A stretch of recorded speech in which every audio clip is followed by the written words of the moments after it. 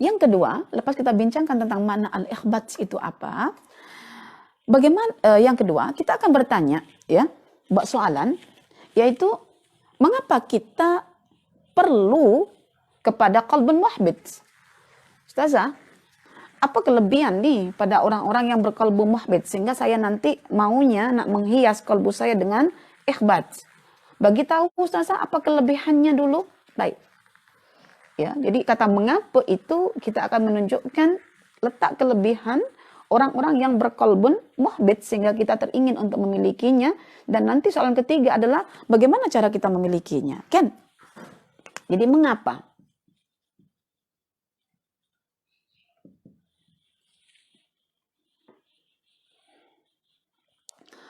Untuk tahu mengapa ini, ya, pada ayat ini sendiri sudah menjelaskan bahwa orang yang telah beriman kepada Allah lalu hatinya tunduk di hadapan kebesaran Allah dengan mentaati pelbagai jenis kebenaran yang ada dalam Al-Quran itu, maka Allah janjikan dia akan memperoleh hidayah.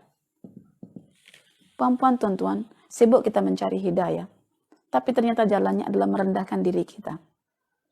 Dan tidak mungkin kita merendahkan diri kita apabila tidak ada lawannya yang menunjuk pada sifat ketinggian. Dan siapa yang tinggi itu? Allah Al-Ali. Maka ketundukan kita jangan pernah kita berikan kepada manusia, tapi kita berikan kepada Allah Ta'ala dan kepada mereka yang telah merendahkan dirinya di hadapan Allah, yaitu lil mu'minin. Wahfid janahaka lil mu'minin. Al-hidayah.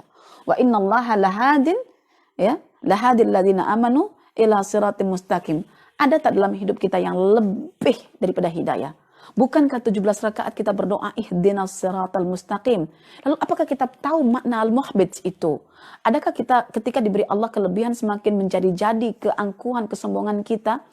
Adakah ketika manusia, insan lain tegur akan kesilapan kita, kita tak mau nak tunjuk kesalahan kita karena followers kita banyak? Masya Allah, itu adalah sebentuk keangkuhan diri, sebentuk kesombongan diri yang perlu untuk diobati dengan mengenal qalbun muhbit. Untuk apa kita berqalbun muhbit ini?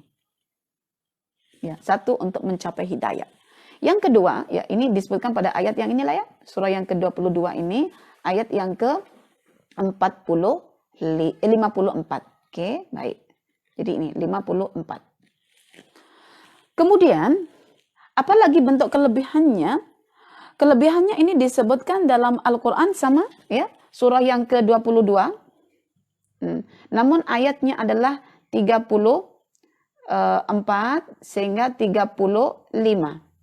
Ya. Allah berfirman dalam Al-Quran ini, surah yang ke-22, surah Al-Hajj, ayat 34, bagian akhirnya, فَإِلَهُكُمْ إِلَهُ وَاحِدٌ فَلَهُ أَسْلِمُوا وَبَشِّرِ الْمُحْبِتِينَ. Dapat al-ibsyar. Puan-puan, saya akan coba mengekalkan tem Al-Quran berbanding tem daripada orang barat ya. Ada al-ibsyar. Apakah al-ibsyaru itu kabar gembira bagi orang yang muhbit?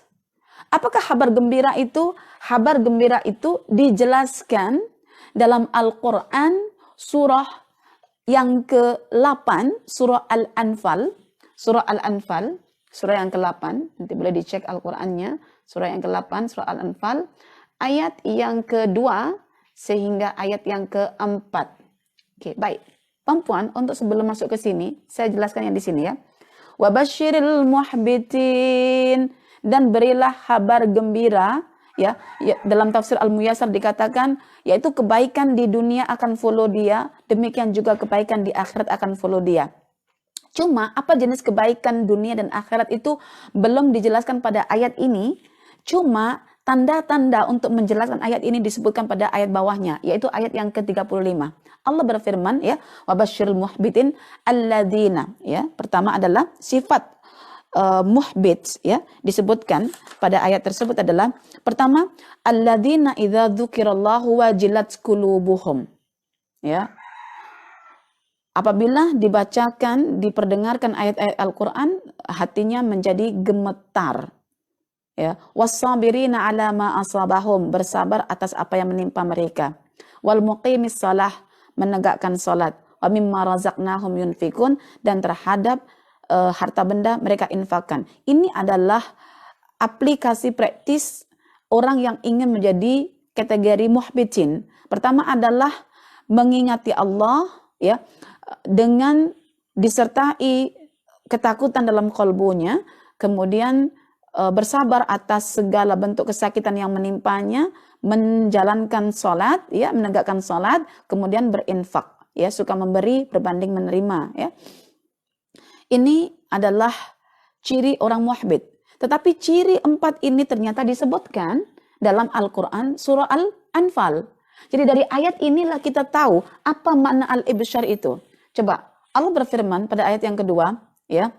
Innamal mu'minuna alladzina idza dzukirallahu wajilat qulubuhum wa idza tuliyat 'alaihim ayatuhu zadatuhum imana wa 'ala rabbihim yatawakkalun alladzina yuqimunas salata wa mimma razaqnahum yunfikun ulaika humul mu'minuna haqqan lahum darajatun inda rabbihim wa maghfiratun wa ajrun karim. Ada 3 kelebihannya disebutkan pada surah Al-Anfal. Pertama, darjat ditinggikan, ketinggian darjat. Kemudian yang kedua, dapat maghfirah, ya, ampunan. Yang ketiga, warizqun karim, dapat surga, rizki yang mulia. Apa yang kita kurang daripada reward system yang Allah bagi dekat kita ketika kita menjadi orang yang muhbit? Tidaklah seorang hamba itu merendahkan diri di hadapan Tuhannya, melainkan Allah akan angkat derajatnya. Dan tidaklah seorang hamba itu meninggikan dirinya di hadapan Tuhannya, melainkan Allah akan merendahkan derajatnya. So, tujuan kita merendah pada zat yang maha tinggi adalah supaya derajat kita ditinggikan oleh Allah. Nak tinggi derajat, jangan diukur dengan keselesaan jasad. Yaitu apa? Besar rumah, besar kereta, luas laman rumah, banyak anak yang disekolahkan overseas dan lain sebagainya. Bukan, tetapi sejauh mana kita berinteraksi dengan Al-Quran, kita tunduk di bawah aturan Quran, walaupun kita sebagai seorang yang dikenal sebelumnya, ataupun kita tunduk di hadapan perintah-perintah Allah dan tunduk di hadapan larangan-larangan Allah Ta'ala. Darjat, maghfirah, surga. So, inilah bagi saya reward yang Allah janjikan tatkala kita menginginkan qalbun muhbit. Cukup di sini ya. Petunjuk dapat, kabar gembira. Kabar gembira ini luar biasa perempuan, dekat dunia maupun akhirat. Biasanya adalah tatanazzalu alaihimul malaikatu alla takhafu wa la tahzanu wa abshiru bil jannah. Al-ibsyar itu dalam kamus bahasa dikatakan kabar gembira yang, ya, kegembiraan seseorang terhadap sesuatu yang belum menjadi fakta lagi dan akan menjadi sebuah reality. Itu namanya ibsyar, dan itulah surga. Maka malaikat turun untuk apa? Wa absyiru, memberikan kabar gembira bagi siapa yang tengah nazak di atas katil pembaringan menuju kematiannya, ketika dia adalah digelar sebagai orang yang istiqamah, orang yang beriman. Ketika di alam kubur dibangkitkan pun demikian, dibagi kabar gembira. So, kabar gembira meliputi orang-orang yang berqalbun muhbit. Baik.